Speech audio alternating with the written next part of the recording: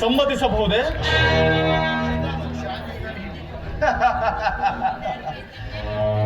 ಕೌರವೇಶ್ವರ, ಕೃಷ್ಣನು ಶಾಂತಿಗಾಗಿ ಇಲ್ಲಿಗೆ ಬಂದವನಲ್ಲ. ಮತ್ತೆ ಹಾಗಿದ್ದರೆ ಕೌರವೇಶ್ವರನ ಸಾರ್ವವೈಭವವನ್ನು ತೃಣೀಕರಿಸಿ ಆ ದಾಸಿ ಪುತ್ರನ ಮುರುಕುಜೋಪಡಿಯನ್ನು ಆಶ್ರಯಿಸುತ್ತಿದ್ದಾರೆ ದುರ್ಯೋಧನ. ಹೌದು ಮಾವ, ಹೌದು ಹೌದು.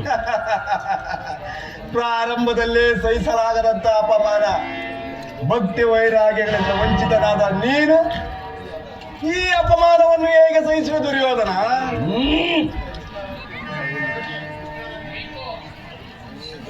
ಮಾವ, ಕೃಷ್ಣನಲ್ಲಿ ನಿನಗೆ ಇಷ್ಟೊಂದು ದ್ವೇಷ ಬೇಕೆ?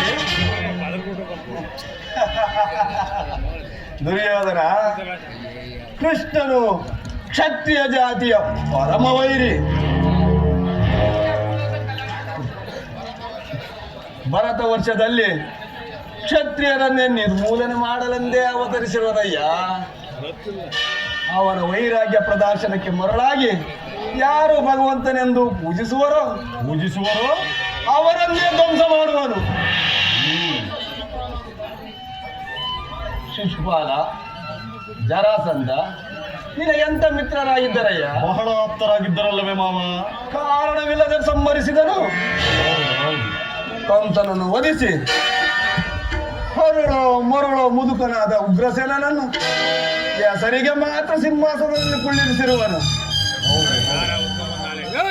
ದುರ್ಯೋಧನ ಸಹೋದರ, ಆಮೇಲೆ ಎಲ್ಲ ಅದೇ ಮಾಡ್ತಾರೆ, ಬರಬಾರ್ದು. ಇದು ಲಾಸ್ಟ್, ಯಾರು ಬರ್ಬಾರ್ದು. ದುರ್ಯೋಧನ ಮಾವ, ಅದೇ